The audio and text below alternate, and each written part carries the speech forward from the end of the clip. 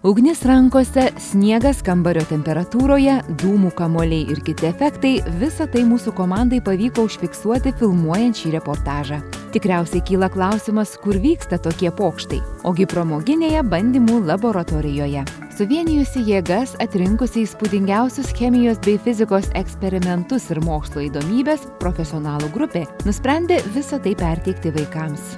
Mes esam išprotėję mokslininkai. Pati pirmiausia idėja tai buvo kažkas tokio, ko nėra Lietuvoje, nėra tokios idėjos, kas yra naujovė, bet pats svarbiausias dalykas tai buvo, kad vaikus pritraukti į mokslus, sudominti, parodyti, kaip realiai praktikoje tai būna. Mano vardas yra atradėjas atomas.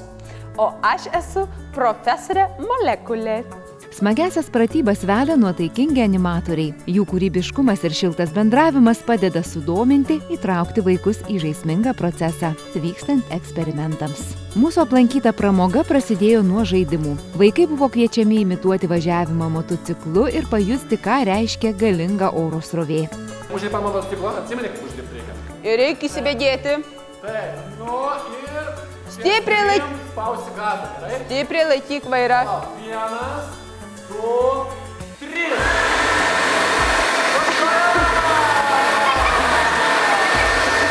Nuo po to prasidėjo tikrieji bandymai. Daugelį jų pasitelktas sausas ledas. Vėliau vaikai atliko bandymus su spalvotais dažais, kvapniosiomis medžiagomis, slėgiu, bandė virti laboratorinę košę ir gaminti burbulų masę. Mažieji žvalgėsi ir pro vaivorykštinius sakinius, grojo netradiciniais instrumentais.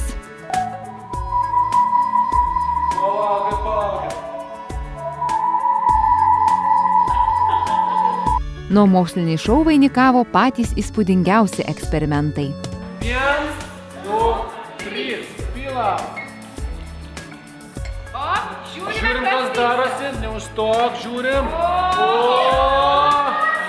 Wow. Čia ką tik buvo pagamintas dirbtinis sniegas. Tas pats, kuris kartais naudojamas sniego arenose ar kino filmuose. Pačioje pabaigoje atradėjas Adomas ir profesorė molekulė pademonstravo triuką su ugnimi ir atskleidė, kaip padaryti dūmų užsklandą. Klausti, ar vaikams patinka šou, tikriausiai nereikia. Jų reakcijos kalba pačios už save. Be to, tiek vaikai, tiek tėvai vykstant programai išsirinko kelis favoritus. Kas labiausiai patiko? Sniegas. Sniegas ir ugnis. O man tai patiko. Ugnis geriausias, va taip. Labiausiai patiko gal eksperimentas su koše, nes galima buvo burbulus paimti į rankas. Na taip.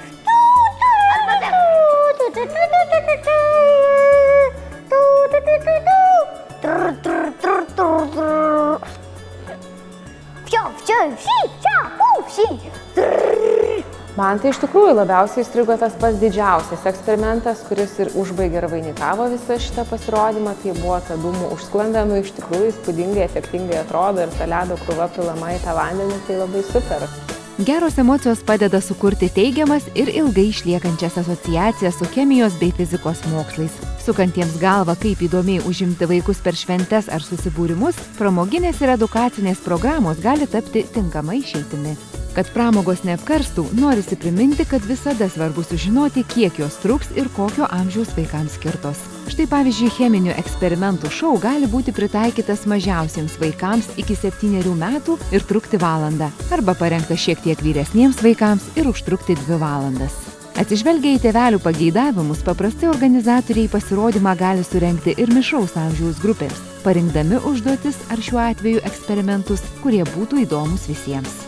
Ir dar keletas patarimų svarstantiems išbandyti tokią programą. Apgalvokite vietą, kur norėsite tai daryti, kadangi šventės komanda mobili ir gali atvažiuoti, kur jums patogiausia. Organizatoriai sako, mokslinį šou organizuojantis net pajūryje per atostogas. Tai yra ne tik žiūrėti į kažkokį tai šou, tai yra dalyvauti jame ir mokytis to pačiu. Ir galbūt tai irgi kažkokia tai įžanga į chemijos pasaulį, į fizikos pasaulį, nes aš pati iš mokyklos laikų tai būdavo chemija, fizika visiškai nesuprantami dalykai, nemėgstamiausi dalykai. Ir jeigu tai yra taip pateikiama įdomiai, kūrybiškai, tai aš manau, kad vaikams irgi atveriamas kelias toliau domėtis, smalsauti ir tikrai būti kūrybingiams.